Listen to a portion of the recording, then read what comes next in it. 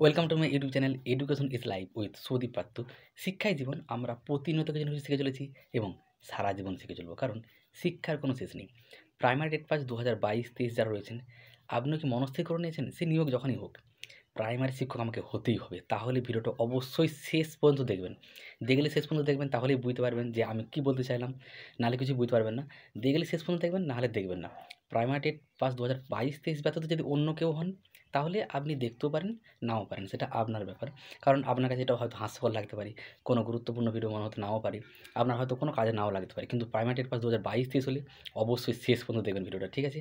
আমি কি কথাগুলো বলছি এই বিষয় নিয়ে যে কী বলবো, আমি মনস্থির করে নিয়েছি এবং আমি প্রথমে শিক্ষক হবই, এরকম যদি ভাবছেন, সেই কথাগুলি গুরুত্বপূর্ণ। তাই পরবর্তী যে ভিডিওর সেকশনটা সেটা আমি কী বলবো, স্ক্রিন রেকর্ডিং করছি, তো কথাগুলো মন দিয়ে শুনবেন, ঠিক আছে? প্রাইমারি টেট পাস 2022-23 যারা মনস্থির করে নিয়েছেন যে নিয়োগ যখনই হোক, সেটা 6 মাস পর, 1 বছর পর, 2 বছর পর আমাকে প্রাইমারি শিক্ষক হতেই হবে, তারাই দেখবেন। আরেকবার বললাম, এবারে যে কথাটা বলবো একটু মন দিয়ে শুনবেন, ঠিক আছে? প্রাইমারি টেট পাস 2022-23 হলে আপনাদের কাজে লাগবে এবং আপনারা হয়তো জানেন কথাগুলো।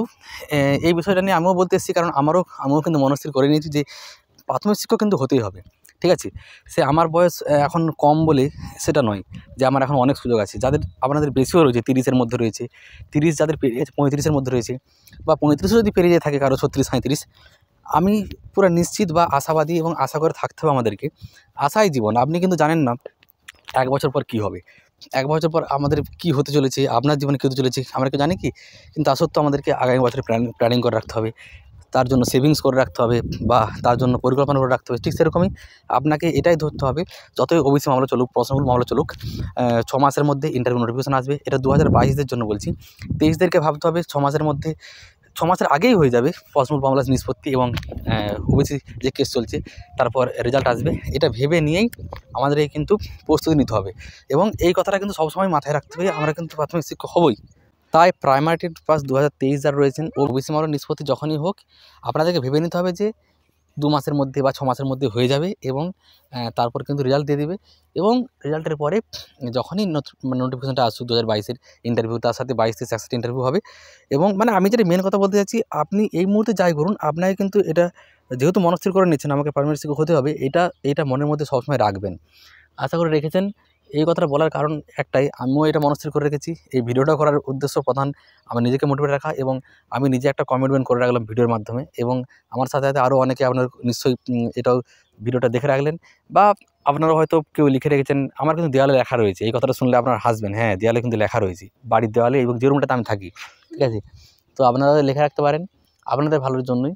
লেখা রাখাটা অনেক সুবিধা, এটাতে আপনি প্রতিদিন দেখতে পারবেন, যখন সকাল বিকাল পড়বেন, পড়াশোনা করবেন।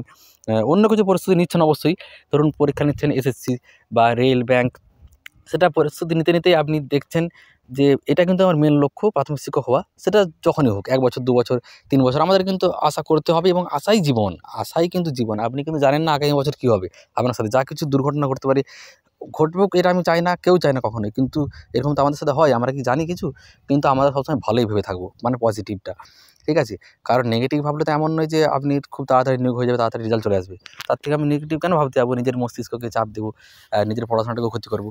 এখন যে অন্য বিষয়ের প্রস্তুতি নিচ্ছি, অন্য কাজ করছি, অন্যভাবে যা কিছু করছি, তো এটাই বলার যে আমাকে প্রাথমিক শিক্ষক হতে হবে, এইটা সবসময় মাথায় রাখবেন। আপনি এই মুহূর্তে যে কোনো প্রস্তুতি নিন, যে কোনো পরীক্ষা দিন, যে কোনো কাজ করুন, যে কোনো ব্যবসা করুন, যাই করুন না কেন, প্রাইমারি টেট পাস 2022-23 যারা রয়েছেন, দেখবেন এখন লোকে সমালোচনা করুক, হাসাহাসি করুক, যাই কিছু বলুক, পাড়া প্রতিবেশী থেকে আত্মীয়স্বজন থেকে শুরু করে যে কেউ, পরবর্তী ক্ষেত্রে যখন আপনি শিক্ষক হয়ে যাবেন, আপনি নিজে খুশি হবেন, নিজে সুখী হবেন। তাদেরকে দেখানোর জন্যও নয়, তাদেরকে কিছু প্রমাণ করার জন্যও নয়। আপনি নিজে ডিএলএড করেছেন, টেট পাস করেছেন এত কষ্ট করে, আপনাকে শিক্ষক হতে হবে। সেটা 2 বছর লাগুক, 3 বছরও যদি লেগে যায় সর্বোচ্চ, এরকম যেটা হয়েছে আগে 14 সাল 17 সালের ক্ষেত্রে, যদিও হবে না আমাদের, কারণ স্বচ্ছ টেট।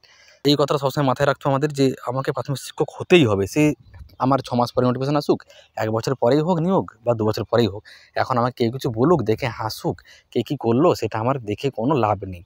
হ্যাঁ, আমি এই মুহূর্তে অন্য কিছু অবশ্যই করবো। আমি কখনোই কাউকে বলছি না, বা বলবও না যে না, যারা ডিএলএডও করেছেন নতুন, বা টেট পরীক্ষা দিয়েছেন, পাস করে গেছেন, ফেলও করে গেছেন কেউ, পরবর্তী টেটও দিবেন, অবশ্যই অন্য পরীক্ষার প্রস্তুতি নেবেন, এবং যে কোনো কাজ করুন, যে কোনো পরীক্ষার প্রস্তুতি নিন। কেন্দ্র সরকার, রাজ্য সরকার, আপনাদের বয়স অনুযায়ী, যোগ্যতা অনুযায়ী অবশ্যই দিবেন, কেন দিবেন না?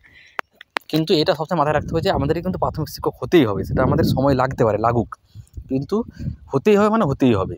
এর বিকল্প অন্য কিছু নয়। এই মুহূর্তে আমরা বিকল্প ভাবতে পারি কেন্দ্র সরকার পরীক্ষার প্রস্তুতি, রাজ্য সরকারের বা অন্য কোনো কাজ টাকা রোজগারের জন্য, যেটা প্রত্যেকটা ক্ষেত্রেই প্রয়োজন টাকা। অবশ্যই দরকার। কেন টাকা রোজগার করবেন না আপনি? আপনার নিজের আর্থিক স্বাবলম্বী হওয়ার জন্য, বাবা মাকে উপকার করার জন্য, বাবা মায়ের পাশে দাঁড়ানোর জন্য। তো শেষে আরেকটা কথা বলি, আমি জানি এই ভিডিওটা শুনে অনেকে আমাকে হয়তো মানে ডাইরেক্ট পাগলও বলতে পারে বা এটাও বলতে পারেন যে আমার কি মাথা ফাথা খারাপ হয়ে গেছে নাকি? একে তো প্রতিদিন ইন্টারভিউ এখনও আসেইনি 2 বছর ধরে, এবং তাছাড়াও 23-এর এখন রেজাল্ট আসেনি। তা সত্ত্বেও আমি এরকমই ভিডিও করে যাচ্ছি। আর জানি কিছু লোক বলবে, পাগল বলতে পারে। কেউ বলবে হয়তো এর মনে হয় মানে একদম কিছু নেই কাজ করার সারাদিন, বা একদম মানে যার যা ইচ্ছা খুশি বলতে পারে। ঠিক আছে, পারবেন। কিছু লোক আছে জানি, কিন্তু আমি ওনাদের কথা মনে না করেও ভিডিওটা করছি। তাদের জন্য যারা কিনা নিজেদের ইচ্ছায় ডিলিট করেছে। আমি এই কথাটা বারবার বলি ভিডিওতে। নিজেদের ইচ্ছায় ডিলিট করা আলাদা, আর বাবা মায়ের চাপে, পাড়ার লোকের জন্য, বন্ধু-বান্ধব করেছে। তার তিনি তার ভবিষ্যতের বিবাহের কথা ভেবে এরকমও অনেকে করে, হ্যাঁ, যে একটা বারদার ডিগ্রি থাকবে, বা আমি অন্য কিছু ব্যবসা করেছি, আমি ডিএলএডটা করলাম, যদি কখনো প্রাইমারি চাকরি হয়ে যায়, এরকম ভেবেও কেউ ডিএলএড করে। ওনারা আর ওনাদের কথার জন্য নয়, যারা নিজেদের ইচ্ছায় করেছেন শুধুমাত্র প্রাথমিক শিক্ষক হওয়ার জন্য। পশ্চিমবঙ্গের প্রাথমিক শিক্ষকতাটার যে মান, সেটাকে আরও উন্নত করার জন্য, প্রাথমিক শিক্ষার মানটাকে সম্পূর্ণ আরও ভালো করার জন্য, এবং ভালোভাবে পড়িয়ে শিক্ষার্থীদেরকে সুনাগরিক গড়ে তোলার জন্য, যারা শিক্ষক হবেন বলেছেন বা হবেন বলে ডিএলএডটা করেছিলেন, টেট পাস করেছেন 2022-23, তাদের জন্য ভিডিওটা করেছি। তাদের যদি 10 জনও উপকৃত হন, আমার ভিডিওটা করা সার্থক। তাতে কেউ ওই 2-4 জন সমালোচক আমাকে খারাপ বলল, মাথা খারাপ বলল, মানে যে যা ইচ্ছা পাগল-টাগল যা খুশি বলতে পারে। কারণ কিছু ভিডিওতে আমাকে বলেছে, সেটাতে আমি কখনো দুঃখিতও হই না, কিছু মনেও করি না। আমার কোনো ভিডিওতে যদি 1000 ভিউ হয়, 2-5 জন এরকম খারাপ বলতেই পারে। মহান ব্যক্তিদের নিয়ে সমালোচনা হয়েছে, ইতিহাস দেখলে দেখতে পাই। সেখানে আমি তো একজন সামান্য টেট পাস পরীক্ষার্থী, যেখানে 2 বছর নোটিফিকেশনই আসেনি, এবং 23-এর 1 বছর রেজাল্ট আসেনি। তো আমাকে নিয়ে তো সমালোচনা হবেই। তা সত্ত্বেও যদি আমি এই সমস্ত ভিডিও করি এবং পজিটিভিটি নিয়ে কথা বলি, কী বলবো, সদর্থক চিন্তা নিয়ে কথা বলি, তখন তো লোক বলবেই, হ্যাঁ, আপনি এরকম ভিডিওই করে যান না, 2 বছর নোটিফিকেশনই আসেনি, যদি আরও 2 বছর না আসে। তো ওনারা বলবেই, ওনাদের কথার জন্য নয়। আমি আবার বলছি, যারা মনস্থির করে নিয়েছেন নিয়োগ যখনই হোক, নিয়োগ তো হবেই।